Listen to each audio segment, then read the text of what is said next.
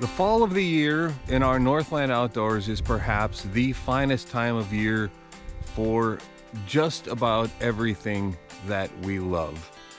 And fishing is no exception. Hi everybody, I'm Chad Koel for Northland Outdoors. Now, in recent years, there has been a big push, kind of a big sea change, pardon the pun, in fishing towards using artificial baits to catch fish. Now, there are still plenty of anglers, a lot of inexperienced, maybe a little more inexperienced anglers, weekend anglers who still won't go fishing without a live bait in the boat, be it worms, leeches, minnows, and there's no question, live bait catches fish everywhere and is a great way to catch fish.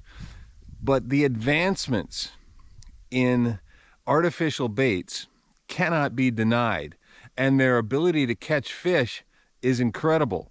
The problem is building confidence in those baits, because someone once told me confidence is by far the most important thing to have in your tackle box, and it's true.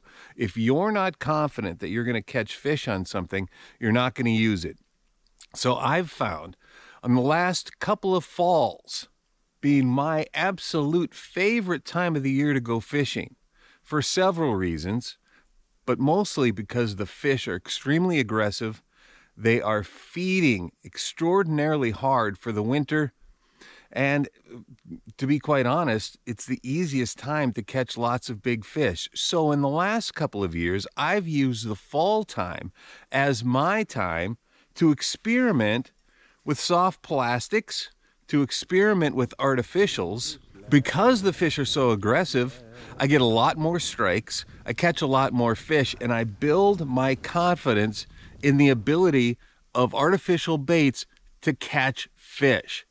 By using aggressive fall fish, I'm able to learn a lot more about the newest advancements in artificial baits and build confidence in them as an angler. Let me show you what I'm talking about. There's 6. That's a good crappie there now. Look at that. One of the best ways to start experimenting with artificials is on panfish.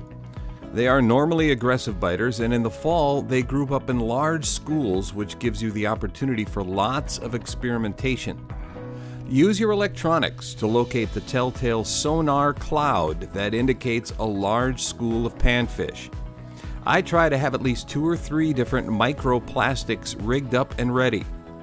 By holding the boat directly over the school, you can show them different things quickly until they tell you what they want. This is the bottom, Mikey's Lowrance.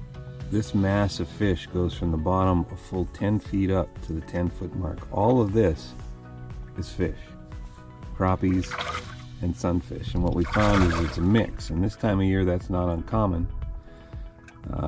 These fish will pack up together. They're all feeding, trying to accomplish the same thing. Get ready for winter.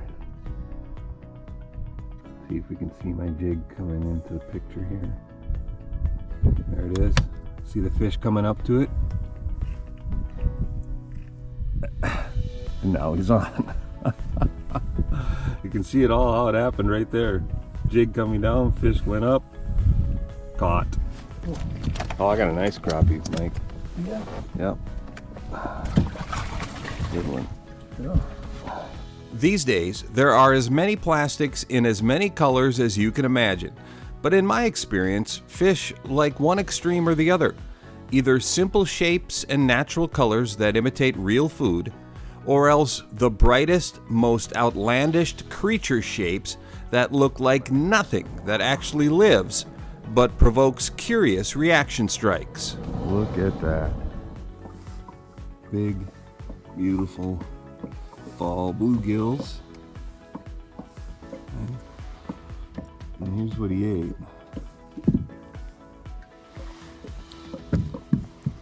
A great big feature bait like that.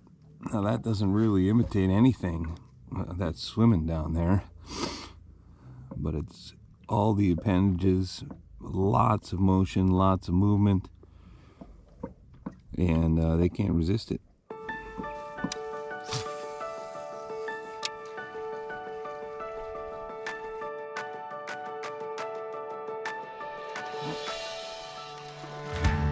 Fun with artificials certainly isn't limited to panfish, especially in the fall.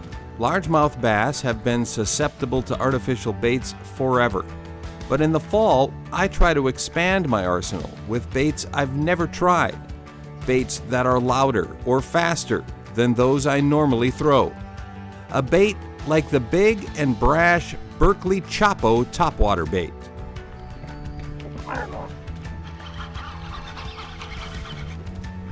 Chapo.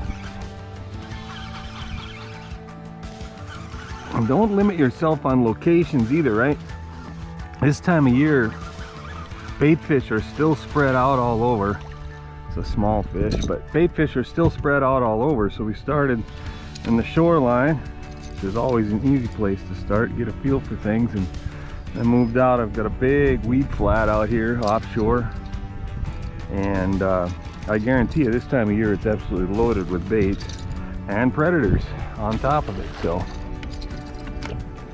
it's all about taking the time to experiment, forcing yourself to use artificials until you have some success.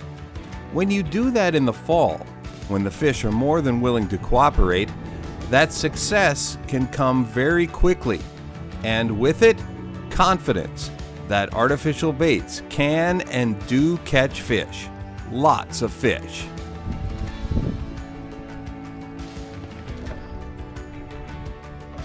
That's another northern, I think. I'll pass this time. Decent one. There we go. There we go on the top. Nice, good fish. Big fish. Come here, you. There. We call it fall fishing. I call it fall feed bag fishing. The fish are active, they're hungry, they chase fast moving baits that give you the most exciting, incredibly intense fishing of the year in a setting that absolutely cannot be matched. Wow.